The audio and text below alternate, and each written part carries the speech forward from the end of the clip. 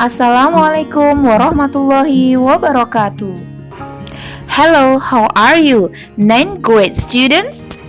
Jumpa lagi anak-anakku kelas 9 pada English class today.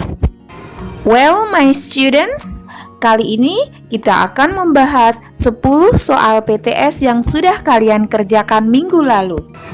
Are you ready? Don't forget to like and subscribe. Perhatikan soal ini. The underlined sentence is opening. What do you call? Kalimat yang digaris bawah adalah pembukaan. Kamu sebut sebagai apa bagian ini? Once upon a time, there was a fisherman whose name Batara Sahala who lived in Batak Island. Jelas banget pengenalan tentang tokoh utama dan setting tempat terjadinya sebuah cerita. Bagian pengenalan tentang tokoh utama dan tempat terjadinya disebut dengan orientation. Soal berikutnya, the word accordingly at the last word can be replaced with. Kata accordingly pada kata terakhir bisa digantikan dengan, maksudnya berarti sinonim dari accordingly. Kita perhatikan kalimatnya. It begged to Sahala to let her free. He did accordingly. Ya, jelas banget. Accordingly sinonimnya adalah agreeably. Soal berikutnya masih pada paragraf yang sama. What kind of text of the paragraph? Once upon a time. Jelas banget itu ciri khas dari teks naratif. Lanjut. It begged Sahala to let her free. What is the word her refers to? Bila ada pertanyaan reference seperti ini, maka kita fokus pada kalimat sebelumnya. Kalimat sebelumnya sudah digarisbawahi dengan biru. He was surprised to find that the fish could talk like human being. Dia terkejut menjumpai ikan bisa bicara seperti manusia. Dia memohon agar membebaskannya. Yang ditanyakan adalah membebaskannya. So, kalian tahu dong, her refers to fish. Masih pada paragraf yang sama. Where does the story come from? Dari mana asal cerita itu? Kata kuncinya ada pada kata yang dipanah, Batak Land. Kalian pasti tahu, Batak Land ada di North Sumatra. Berikutnya Yana.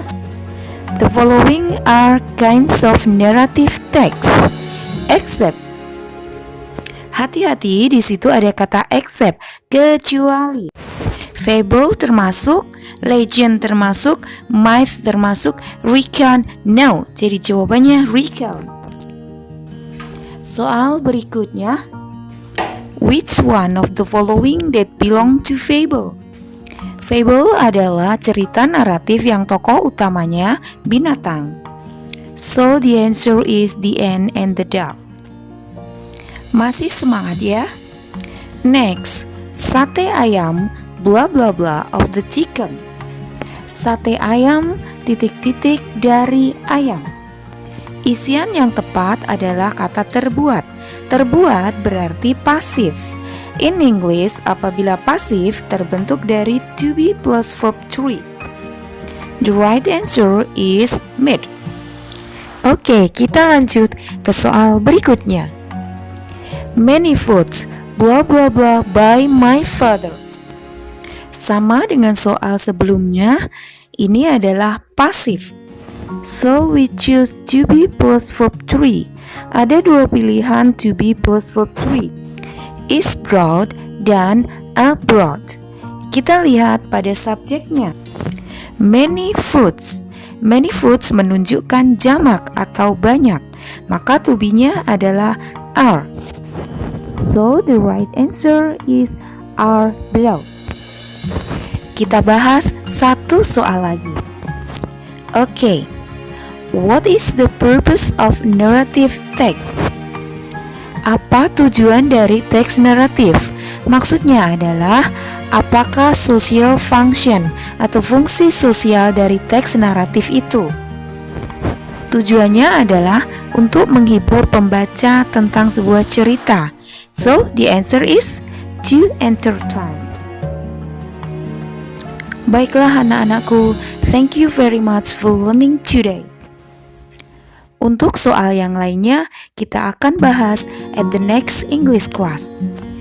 Wassalamualaikum warahmatullahi wabarakatuh.